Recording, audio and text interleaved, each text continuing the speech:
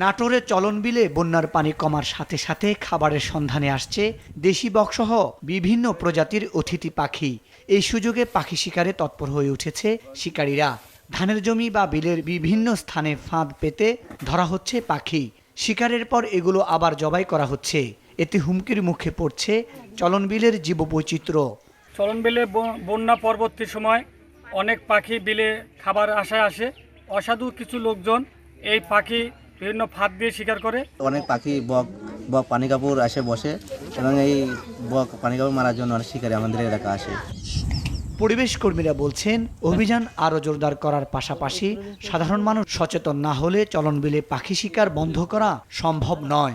চলন বিলে এবং চলন বিলের আশপাশে এলাকায় প্রচুর পরিমাণ পাখি অবাধে নিধন হচ্ছে এবং আমরা প্রশাসনের সহযোগিতায় আমাদের সিংড়া উপজেলা জীববৈচিত্র্য রক্ষা কমিটির সদস্যদেরকে নিয়ে আমরা এই অভিযান পরিচালনা করে থাকি। তারপরে কিন্তু পাখি শিকার রোধ হচ্ছে না, কারণ এখানকার মানুষ সচেতন না। আর সচেতন না দেখে এইভাবেই কিন্তু কারেন্ট জাল দিয়ে অবাধে পাখি নিধন করা হচ্ছে। স্থানীয় প্রশাসন বলছে, পাখি শিকার বন্ধে প্রতিদিনই অভিযান চালানো হচ্ছে। গত এক সপ্তাহের অভিযানে শতাধিক বক জব্দ ও অর্ধশত ফাঁদ ধ্বংস করা হয়েছে।